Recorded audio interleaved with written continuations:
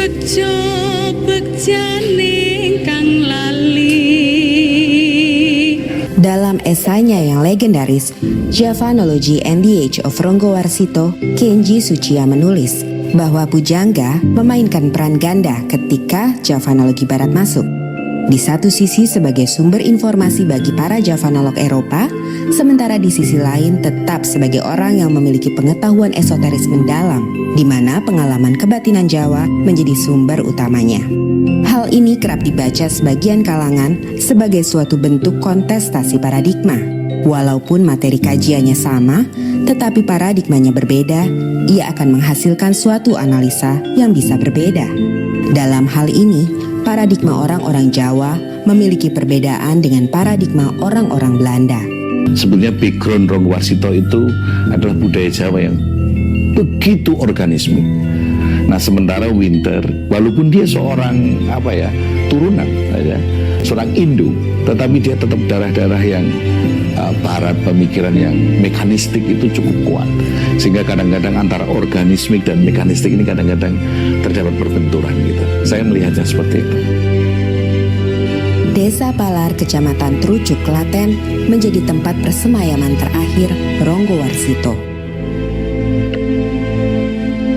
Semasa hidupnya, ia sering mengunjungi desa ini yang menjadi tempat sanak familinya berada. Tidak hanya Ronggowarsito, makam C.F. Winter juga berada di sini. Setelah pada 1984 makamnya dipindahkan dari kompleks pemakaman Belanda di Jebres, Surakarta atas izin Presiden Soeharto. Pada hari-hari tertentu, makam Ronggowarsito banyak dikunjungi para peziarah. Daya tarik Ronggowarsito sebagai pujangga besar memang tidak hanya terdapat semasa ia hidup.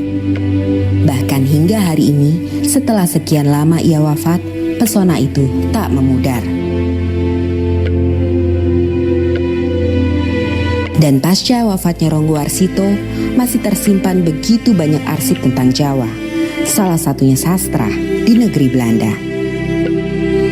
Arsip-arsip ini yang sebagian besar berisi tulisan-tulisan Jawa membuktikan peradaban Jawa yang tinggi. Namun sayangnya justru tidak dipelajari dan dimiliki oleh orang-orang Jawa itu sendiri. Sejak 1842, Javanologi sebagai lembaga sudah tidak lagi berada di Jawa. Namun, secara individu, para Javanolog masih aktif dalam melakukan penelitian dan pengkajian. Salah satunya adalah Pisho.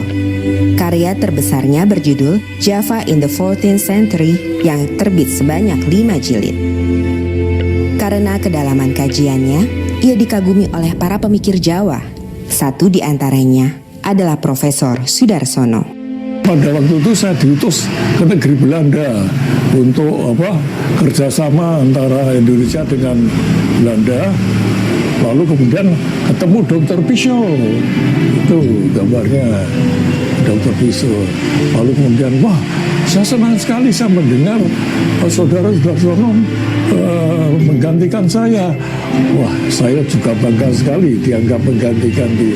Karena Dr. Pisho itu luar biasa pinternya.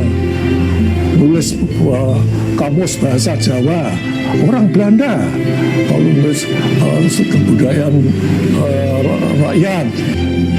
Tahun 2011, di Universitas Negeri 11 Maret Surakarta, berdiri pula Institut Javanologi yang berada di bawah naungan Lembaga Penelitian dan Pengabdian Masyarakat. Institut Javanologi ini bergerak di bidang kajian budaya, bahasa, dan sastra Jawa.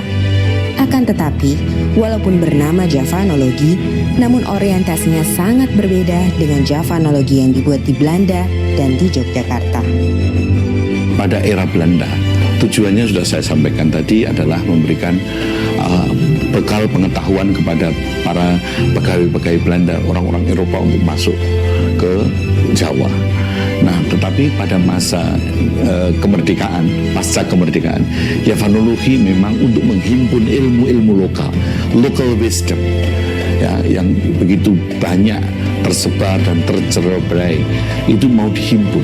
Nah, sekarang di era kami itu Institut Javanologi tidak hanya menghimpun, yang sudah dihimpun itu dicoba untuk ada hilirisasi temuan-temuan pada saat itu.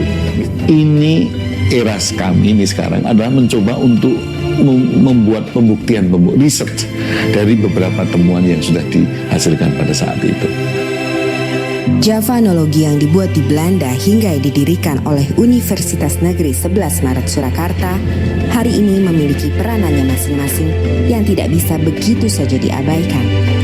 Javanologi telah menghidupkan semangat masyarakat Jawa untuk ikut ambil bagian dalam membuat dunia yang lebih baik. Pemahaman antara ilmu dan ngilmu itu memang berbeda. Ilmu bisa diekstrakan, tetapi ngilmu itu bagaimana aplikasi, bagaimana itu memiliki manfaat bagi dunia yang lebih cantik, yang lebih harmonis. Bagaimana teman-teman setelah menyimak tayangan tadi? Mari kita bersama-sama menjawab pertanyaan berikut ini. 1.